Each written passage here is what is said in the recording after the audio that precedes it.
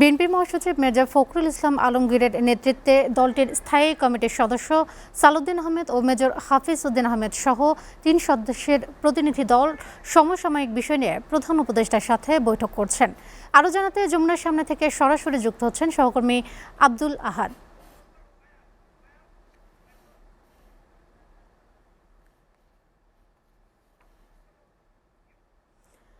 আহাদ, বৈঠকের ব্যাপারে সবশেষ কি তথ্য আছে আপনার কাছে জানাবেন?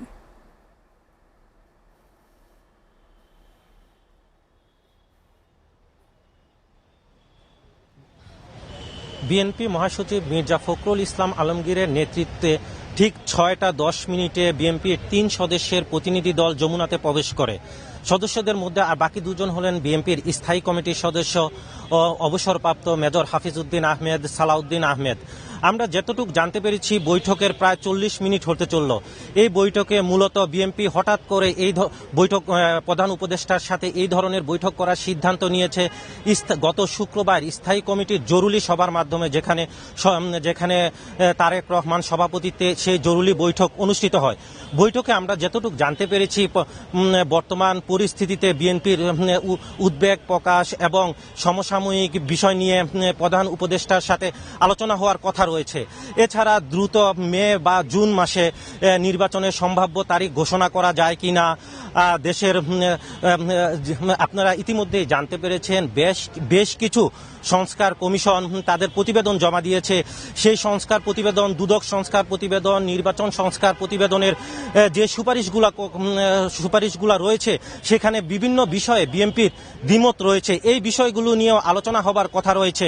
উল্লেখযোগ্য আরেকটি বিষয় হলো, আমি জানিয়ে রাখতে চাই যে বর্তমান সময়ে দেশে যে পরিস্থিতি বিদ্যমান, যৌথ বাহিনীর যে অভিযান চলছে সেই অভিযান সম্পর্কে প্রধান উপদেষ্টাকে বিএনপির পরামর্শ দেওয়ার জন্য এছাড়া আরও বিভিন্ন বিষয় নিয়ে এই বৈঠক অনুষ্ঠিত হচ্ছে। আরেকটি বিষয় আমি জানিয়ে রাখতে চাই যে বৈঠকে বিএনপি প্রধানত যে মূল উদ্দেশ্য হলো দ্রুত নির্বাচন দেওয়ার যে দাবি, সেই দাবি সম্পর্কেই মূলত উপদেষ্টাকে আবারও বার্তা দেওয়ার জন্য এই ধরনের বৈঠকে উপস্থিত হয়েছেন বিএনপি নেতারা। সংস্কার কমিশন যে প্রতিবেদন জমা দিয়েছে সেই প্রতিবেদনের মধ্যে একটি সুপারিশ ছিল স্থানীয় নির্বাচনের পরবর্তী সময়ে জাতীয় নির্বাচনের আয়োজন। সেই ক্ষেত্রে বিএনপি দ্বিমত প্রকাশ করে। আমরা যেসব গণমাধ্যমের সাথে স্থায়ী কমিটির সদস্যদের সাথে কথা বলেছি তখন তারা এই বিষয়ে দ্বিমত প্রকাশ করে। আমরা যতটুকু জানতে পেরেছি যে এই বিষয়গুলো নিয়েই মূলত প্রধান উপদেষ্টার সাথে আলোচনা হবে।